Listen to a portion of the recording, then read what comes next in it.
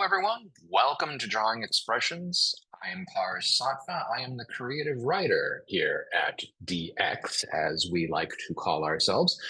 And it's time to do a little bit of creative writing.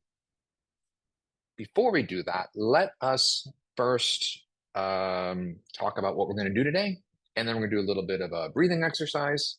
And then we'll get right into it with our warm-up exercise. So, what are we doing today?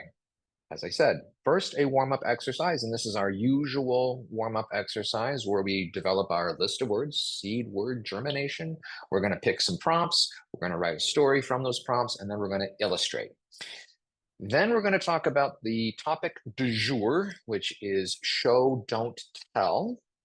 One of the favorite topics now in the writing world, and we'll be talking about what it is and why it is.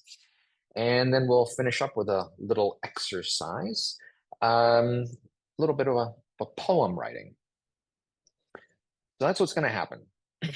So before we do that, let's just set our space, get our mind focused on the writing tasks of the day, of now. And we're going to do that through what I call square breathing. So we're going to inhale for a certain count, and I count for 5 because I like 5. I mean, 5 fingers, 5 toes, 5, whatever. And so you breathe in for 5, you hold for 5, you exhale for 5, you hold for 5. Okay, so let's do that together. So breathing in, 1, 2, 3, 4, 5, and hold, 2, 3, 4, 5, and exhale, 2, 3, 4, 5, and hold, 2, 3, 4, and 5.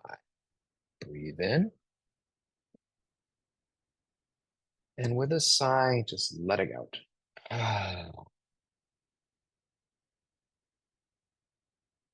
I really like doing that exercise for before starting to write, because now I'm doing it more and more. Well, this is the only breathing exercise I do, I should say. This is the only breathing exercise I do before I start to write. And so I'm associating that breathing exercise with writing. And so as I'm relaxing and allowing things to go and letting my mind clear and just telling reality to take a step or 2 back because you don't need to be in my mind space right now, the creative juices are starting to go. There's this association, kind of like breathe, Pavlov breathing, kind of, you want to call it that. Anyways, let's do that warm-up exercise together. Now, today is May 19th, and we have in DX what we call our Odd Day Challenge. And what that is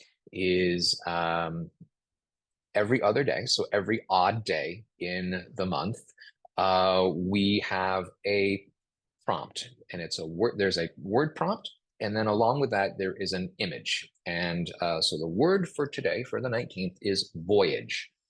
I'm not going to bring up the image prompt. That is on the website. Excuse me, not the website. It's in our community, DXing space. If you want to get into there, please subscribe into the newsletter, and that is how you get in. Okay, so I am going to start with that. Now, if you don't know what it is that I'm talking about with this warm-up exercise, I'm just going to show real briefly what it is that we're going to do. So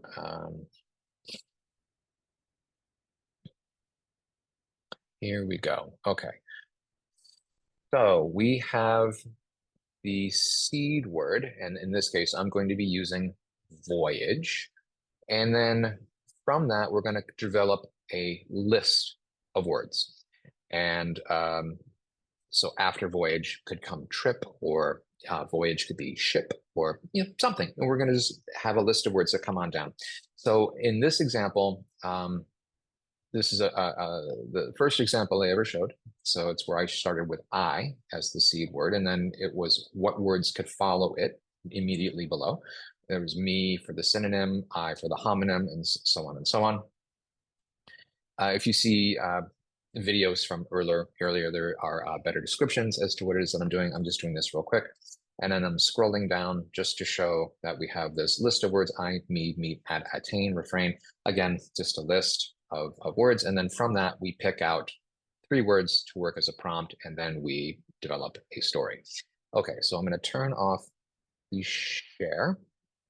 Cool. And I'm going to get my tech up and going. Okay. Let's call up my screen. There we go. It's on the right place.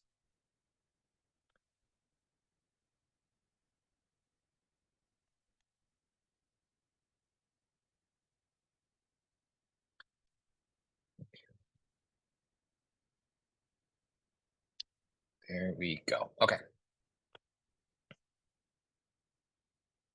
There's my blank screen. Now, we are going to start off. Let's make sure that there we go, and have the keyboard pick up. Excellent. It did. Okay. So we are going to start with voyage. Okay. And what words can we have that follow, or can follow that voyage? I'm going to go with trip. And trip kind of sounds like you fall over, right? You're tripped by somebody. So I'm going to go with fall. And fall is a season. So let's do that. And season kind of sounds like seasoning. Seasoning, which is kind of, cooking based. So cooking. Kitchen is a room in an apartment or a house. So room, and room kind of sounds like space. And space, where can we go? I'm gonna go with moon. Moon. From moon. Moon has kind of a silver light to it, doesn't it? So silver. Actually, I'm gonna put in silver light. And light, I'm gonna rhyme that for bright. Intelligent. Intelligent or smart. Smart. Now, there is smart, all sorts of things that are now being developed as smart. And one of the things that it just immediately came to mind are electric meters on houses. So I'm going to go with meter. And meter is sort of a music term. Music term. I'll throw term in as well. Term. And I'm going to go tern, which is a type of bird. And bird is the word. And I think we'll stop there. Okay. Voyage, trip, fall, season, seasoning, cooking, kitchen, room, space, moon, silver, light, bright, intelligent, smart, meter, music, term, turn, bird, and word. Awesome. Now, we are going to grab 3 of these words, and so let me just go down to the next page. There we go. Grab 3 of these, and we're going to make a story from them. So I'm going to go first off with moon, because I just can't pass up the word moon. Moon, I'm going to go with intelligent. Oops, be nice if I spelled that right. Intelligent. There. What am I having a problem with? The I. There we go. In the right place, however, please. There we go. Okay. Spell check, where were you when I needed you? And I'm going to go with a bird. Okay. So I'm going to scroll and we're going to have this working page now. Moon, intelligent, and bird. Now, in developing this story, first off, these are just prompts, ideas, words, concepts to sort of help us guide a story that we're going to be putting onto the page. Do the words need to be part of the story? No, but they can be. And if you want to challenge yourself, try to put one in. You really want to challenge yourself, put in two, even three. And if you really, really, really want to challenge yourself, put them in order that you've got them listed here. But you don't have to. You don't have to list them any. You don't have to list them at all. In fact, the story that you write doesn't even have to have anything to do with moon, intelligent, or bird. It doesn't. Because this is your story, this is your time.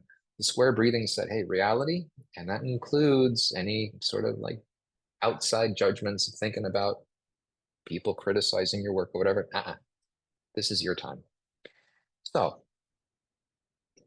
let's look at this. Moon, intelligent, and bird. Now, the moon can refer to our moon, the earthly moon. Moon is also any other body that is orbiting around a planet, right? So there's lots and lots and lots of moons just in the solar system and beyond. So it doesn't necessarily have to be the rocky, airless place that we have here orbiting Earth. It can be any type of moon. I'm playing Starfield right now. There's lots and lots of moons that have all sorts of things, including perhaps intelligent birds. And I think I've just heard my story. So we're going to have the moon. Now, what's going to make it moon rather than something um, non-moon-like is that oftentimes planets, if you consider like Saturn, for instance, with its very well-known shaped rings, Jupiter has them, Uranus and Neptune also have rings, although they are far less pronounced. We can use that and sort of highlight the ring structure in order to make our moon seem more moon-like rather than just simply a plain old planet. Okay, so we have an intelligent bird. Now, what's our intelligent bird going to do? How are we going to know that our bird is intelligent? Maybe it's smarter than all the other birds. Maybe that's what we're going to have. Maybe okay, so let's have I'm just going to go with Cypress. Cypress.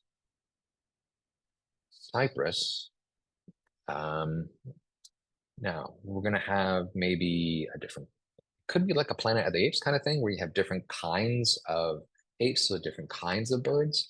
And we want to keep it semi-familiar. We don't want to be too far out here. This is microfiction. We don't have a lot of space or time to be creating, to be doing world building.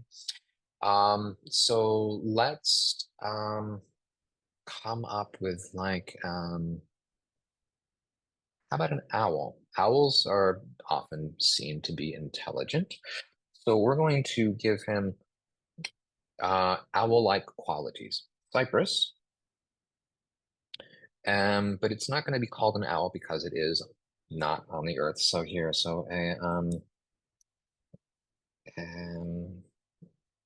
the leading flight scientist for the quasi doodles. The leading flight scientist for the quasi doodles, the leading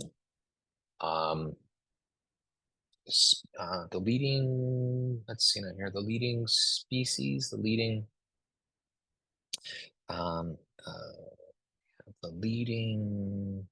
yeah, let's just go with species. Species of intelligent birds on the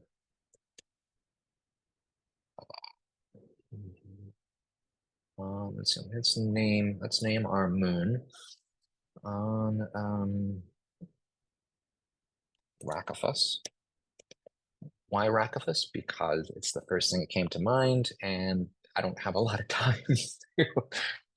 Oftentimes with microfiction, I will take a day or two or longer to think through ideas and whatnot. Here, this is just sort of like, what do you got? Throw them down, throw them down. We're not editing, we're just throwing them down. And on Rakafus, the biggest moon of the ringed planet,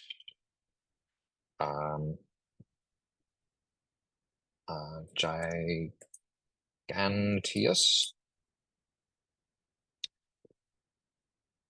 Okay, so we have Cyprus, the leading flight scientist for the Quasi-Doodles, the leading species of intelligent birds on Rakafus, the biggest moon of the ringed planet Gigantus, made a issued a challenge to all the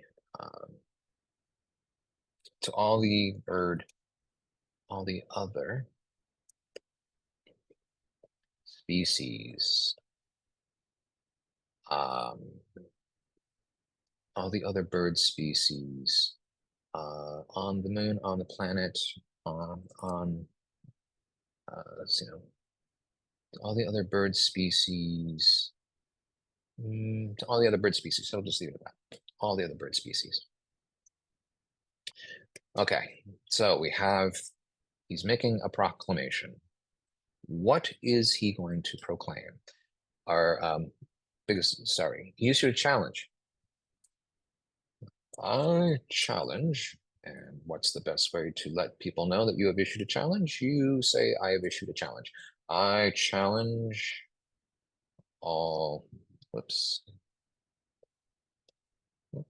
why are you still showing up as, there we go. I challenge all species that can understand my words. So here we just said that there are species that are not as intelligent as my words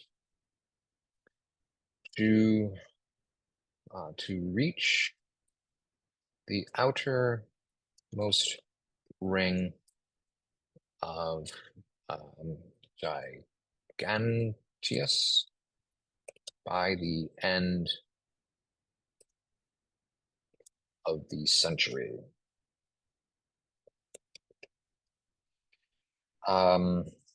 To the member of the species that is able, not blue, able to do so will go great acclaim, glory, and great claim and a glory. We'll leave it at that.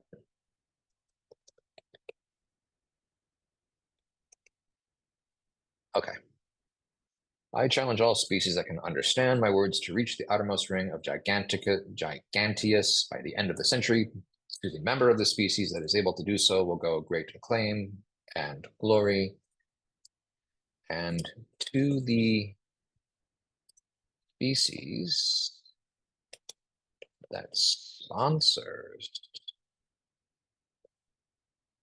this member, go rulership of all Rakafus.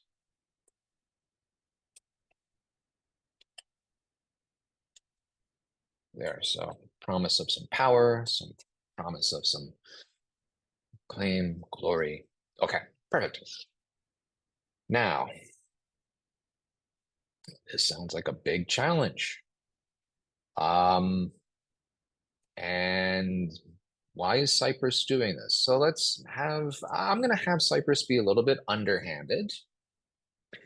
Why not? So,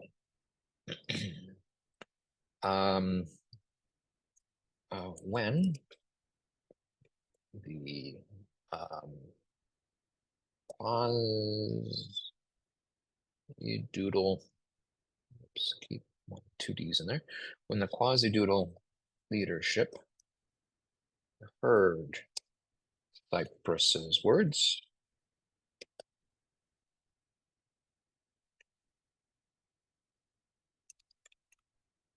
they so now here they not we don't want to question. We want to. They're going to be kind of angry about this one. Like, this came out of the blue. Sounds like Cypress is a little bit of a loose cannon.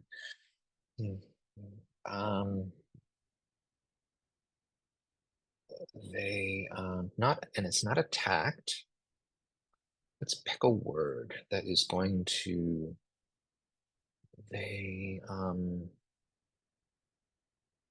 okay. We'll just we'll use attack because it's pretty strong. They attacked. There we go. Thank you, spell check. They attacked him for being willing to give away so much without even consulting the rulers. Okay. To which Cypress replied, "What you don't know is that there is a budding food crisis, and we need to reduce the bird population, not the bird population. Yeah, okay, because it is birds. The bird population. I figure through greed and something that has people sort of pushing forward and wanting this. So through greed and actually, but just figure through greed alone, will reduce our population to safe levels. And we'll have time to develop other solutions to the food problem.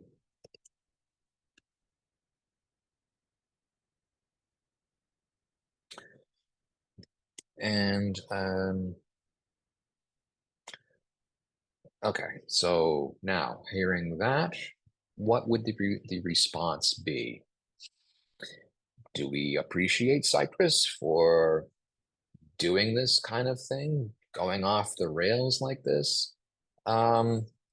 Story's getting kind of long, so maybe we can wrap up here with something. What are we going to do? Are we going to have what are we going to have happen to Cypress? Okay. And the leadership were not impressed by Cypress's reasoning. And so they exiled him to the outer ring, outermost ring, right? That's, I think, what it was. We were going to have the challenge. Oops, I'm gonna slide that down. Outermost ring. Gentius.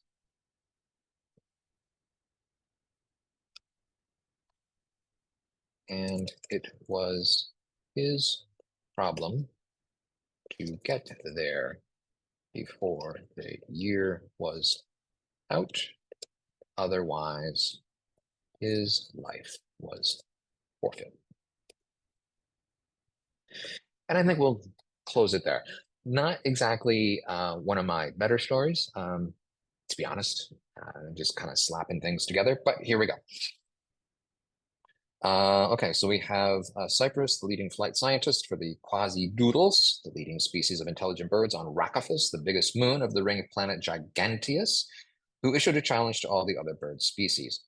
So I challenge all species that can understand my words to reach the outermost ring of Giganteus by the end of the century. To the member of the species that is able to do so will go great acclaim and glory, and to the species that sponsors this member will go rulership of all Rakaphis. When the quasi-doodle leadership heard Cyprus's words, they attacked him for being willing to give away so much without even consulting the rulers. To which Cyprus replied, "I'm smarter than all you guys combined." No. He said, "What you don't know is that there is a budding food crisis and we need to reduce the bird population. I figure through greed alone we'll reduce our population to safe levels and we'll have time to develop other solutions to the food problem." The leadership were not impressed by Cyprus's reasoning, and so they exiled him to the outer ring of Giganteus. And it was his problem to get there before the year was up, otherwise his life was forfeit. So there we go. There is our story. Now, what I would like to do now is to illustrate my story. So I'm just going to get set up here. I am going to turn off my sharing real quick. Okay. And I will bring up my screen. Okay, now I can.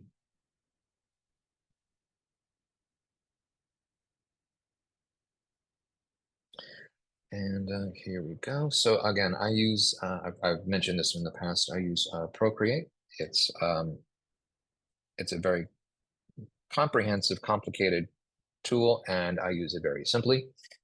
So we're going to have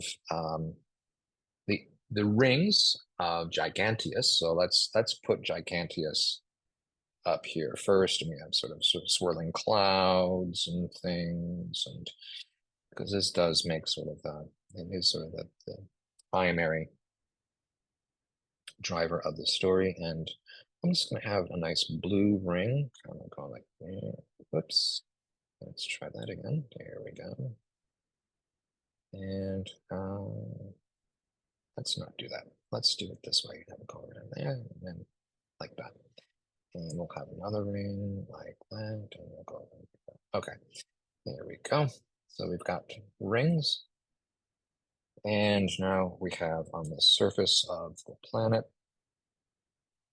we have our sort of owlish types of, I think we said that's what it was going to be. So I'm just going to have an owl. Here, let's make the pen a little bit smaller. And this is not much of the way of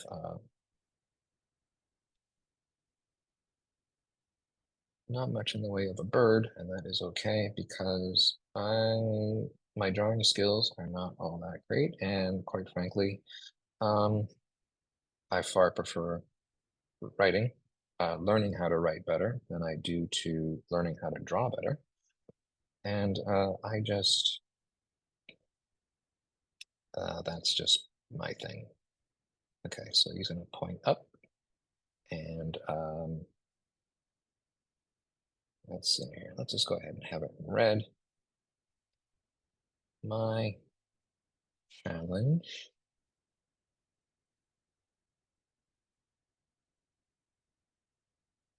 go there.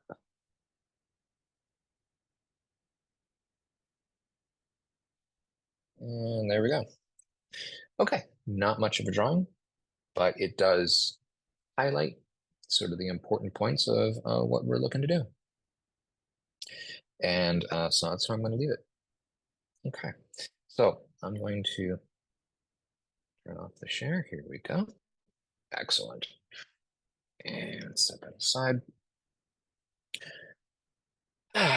All right, that was our warm-up. So I'm just going to take a moment and do a little bit of a stretch here. Crack, crack, crack, crack, crack. Okay. One of the joys of getting older. Crack, crack, crack. Joints crack. Okay. I hope you're doing okay. I hope your story came out well. Hope your illustration came out well. If you'd like to share it, please do. Please join DXing Space and yeah, share your story, share your illustration. Tell me what you're doing. Okay. All right. I feel like I am ready now to move on to the next part of what we're going to be working on, and that is show, don't tell. And so I'm going to bring my notes back up. Here we go. Show, don't tell. Okay. So first off, show, don't tell. It is a big, big, big thing within the writing community, and for very good reason. So why do we care? Let's go this way. Let's cover the whole thing. Okay, why do we care? We want our storytelling to be compelling and not flat. We want people to engage. So when you bring people along for the show, you're keeping the reader engaged and you're letting people experience through the written word what it is that the narrator is trying to express. Okay, and so just as a real simple example, we have I like coffee. I'm telling you, I like coffee. Now that's great and everything. It tells me a fact, it tells me a thing, but it doesn't really express, it doesn't show me that I like coffee. It just tells me that I like coffee. Okay. So how about this? When I go to bed at night, I think about how much I'm going to savor the first sip of hot coffee in the morning, right? What's different about this? So it's not just simply, I like coffee. It's, I'm telling you how I like coffee. It's engaging some of my senses, like I'm thinking about like the sip and the savor and perhaps even the smell is implied. We have this engagement, and so it almost makes you salivate a little bit along with the narrator, right? The narrator wants the reader to go, ooh, I'd love a cup of coffee right now. Whereas I like coffee, it's just like, okay, yeah, flat.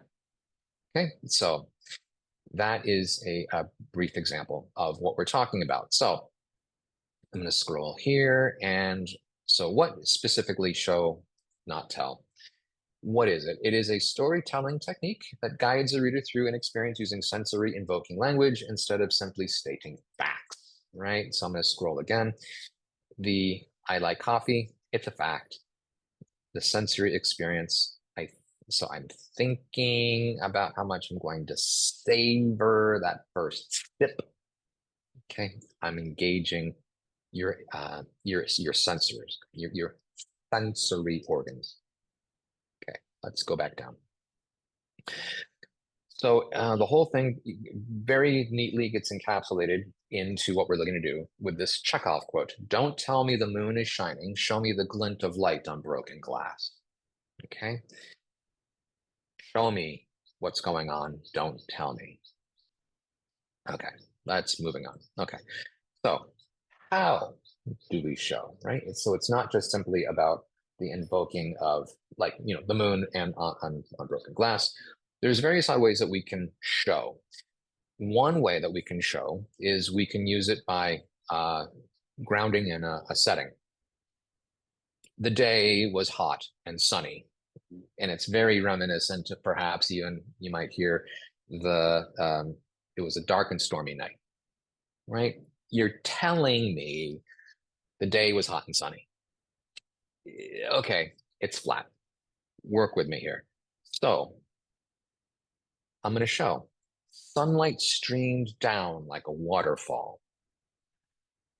I swore I heard birds complaining they couldn't get AC in their nests. AC, air conditioning.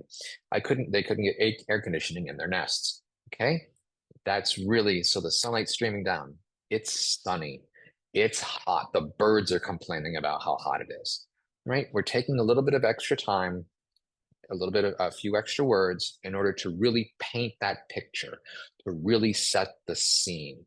Now we're ready to go forward and say like, okay, what is it that this person is doing outside in this hot and sunny day? Okay, so this is one way. We ground a setting. I'm going to scroll again. We can show through dialogue. Now, I did a class previously on internal dialogue, and internal and otherwise, so external, right? So where you're speaking. So a lot can be conveyed through how someone thinks and or speaks, and whether it's to themselves, to other people, maybe they speak differently to different groups of people, which is common. And so keep that in mind as you're doing your show, right? So the energy of "yo, dude" is very different than "Mr. Smith, what is it you require?" Very different thing. I have shown you an awful lot, and we can make a lot of assumptions just with the differences between those two statements. Okay, so let us scroll again and go to here. So show instead of tell to move narrative along. So in my telling of this tale, Bob sat in his inflatable tube on the Musquat River. An ice chest with beer in it was in his inflatable raft that was ahead of him. He saw fish and birds. This is an awful lot of tell. Bob sat in his inflatable on the river. An ice chest with beer in it was in his inflatable raft that was ahead of him. Okay. He saw fish and birds. Lots and lots to tell. So let's show. The fish and birds of the Musquat encouraged Bob to catch up with his supplies raft full of life-giving ice-cold Molson. It's Canadian. It used to be Canadian beer. Not anymore. But when it was. So I am showing the fish and the birds. I am showing the river.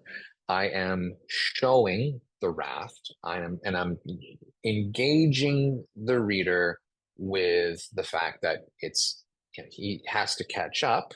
He has to catch up. So it is ahead of him. So I don't have to write all it down that it's ahead of him and he's not quite there yet. All that stuff. And there's a reason why, because it's got his beer. Okay, so we have that.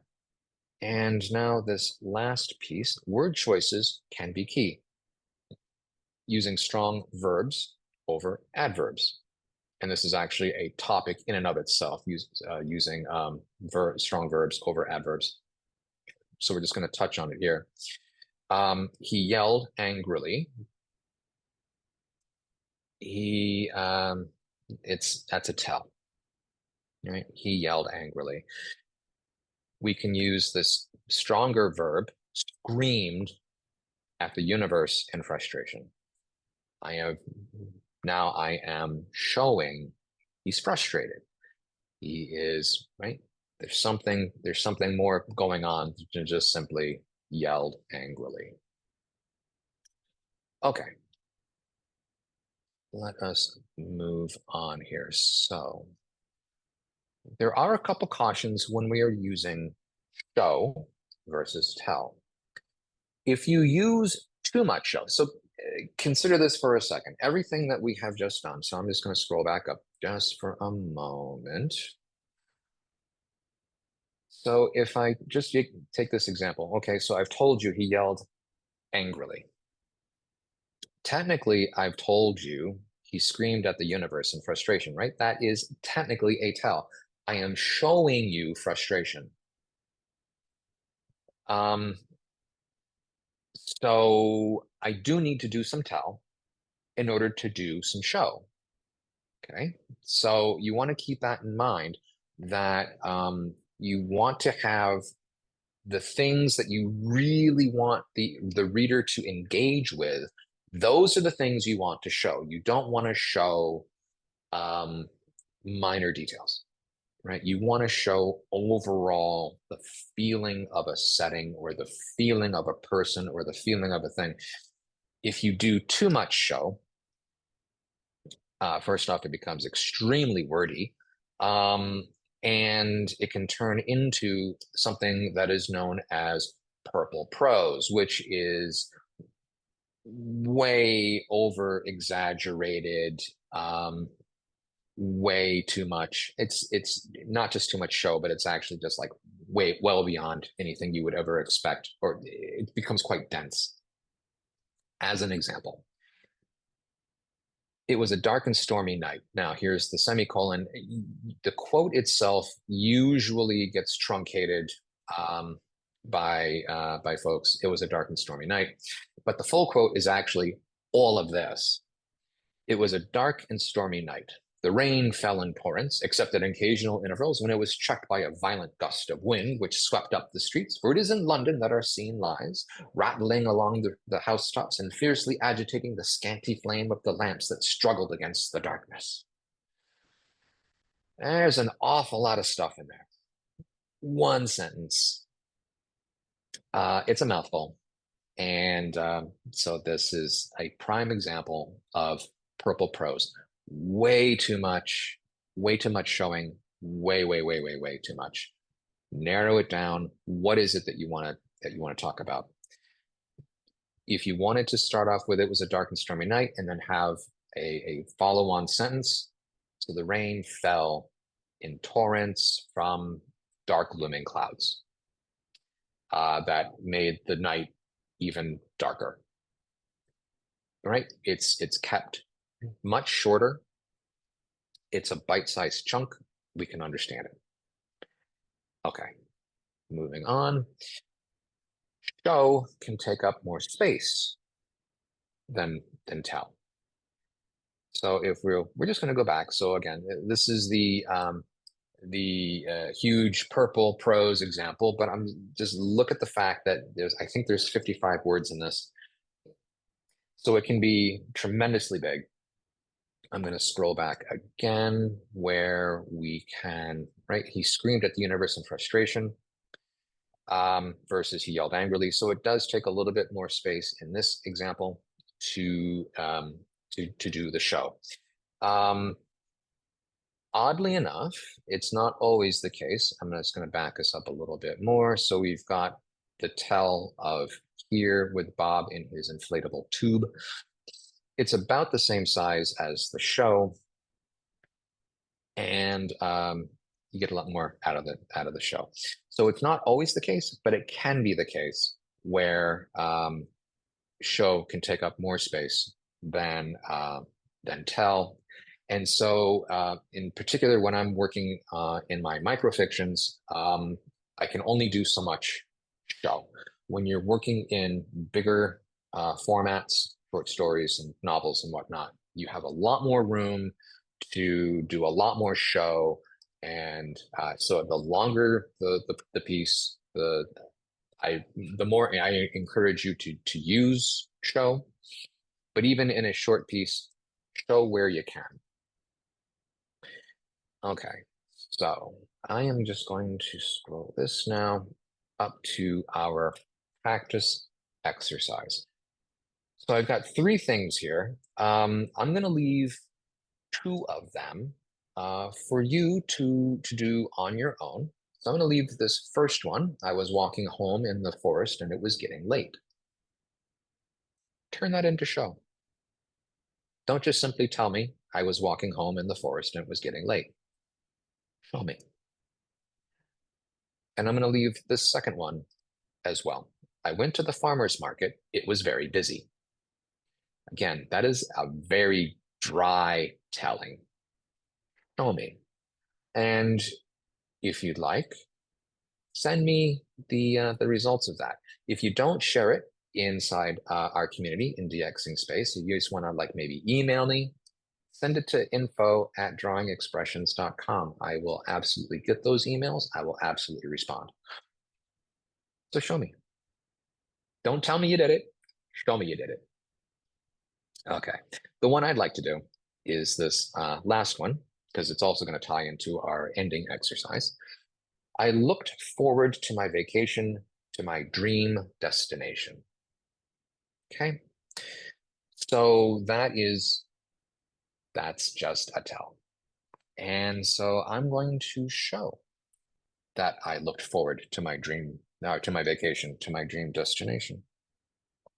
And so I'm going to do this out loud.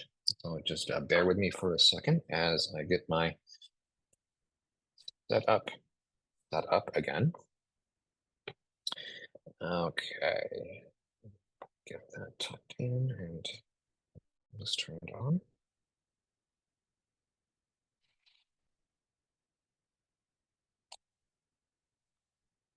One second. There we go. Give myself some space. Okay. Now let's turn on the screen share.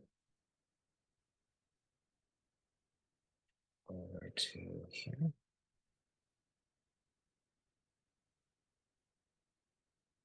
And just 1 second as the technology flips around. There we go. Okay.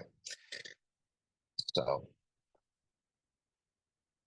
I'm going to take the opportunity to first off, I'm just going to write my tell. Looked forward to my vacation. Be nice if I spelled that right. To my dream destination. Okay, so there's my tell. So what I want, I'm just going to make a little space. Okay, so let us work with the show version of this. So I looked forward to my vacation, to my dream destination. So what is it that we're trying to show? It's not so much the dream destination. We can make mention of it, but really the push of this particular tell is I looked forward to. So how did we look forward to it? What is it that happened, and how can we engage our senses to get the idea that I was looking forward to it? So I looked forward to my vacation, to my dream destination. Maybe it's not even booked yet. So let's just see here. So let's see now. Every day. That'd be nice if I spelled that right. Every day at work, I take the opportunity during lunch breaks and during lunch breaks and bathroom breaks and mental health breaks.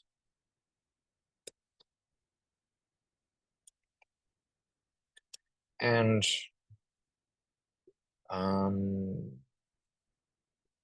while see here, while pausing between tasks.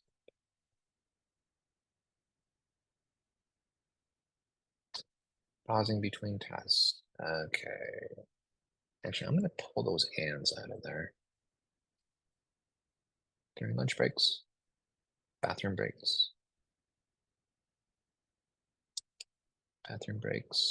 mental health breaks, because we all sort of take those while we're at work, mental health breaks, and while pausing between tasks.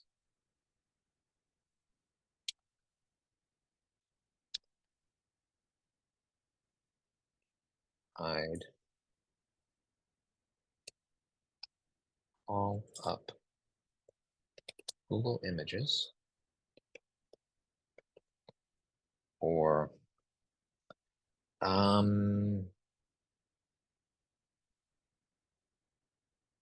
let's go with Tahiti. Why not?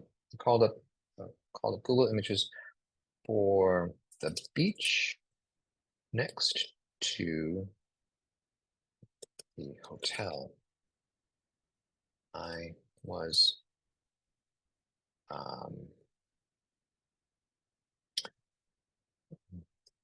I'd booked myself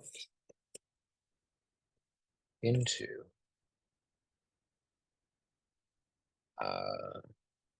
in Tahiti.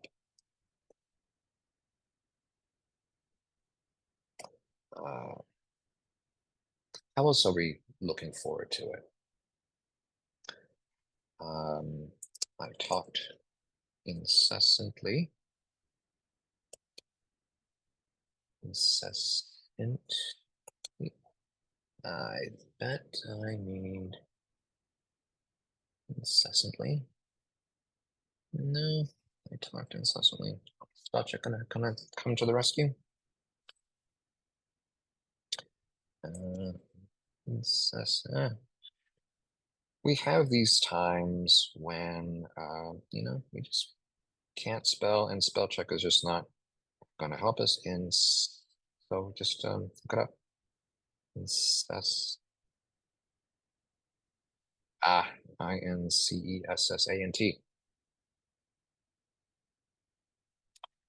No, I talked incessantly about my upcoming trip to anyone who'd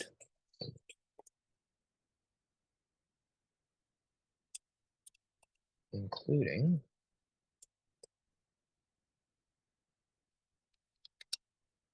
the people ahead of me waiting to use the ATM.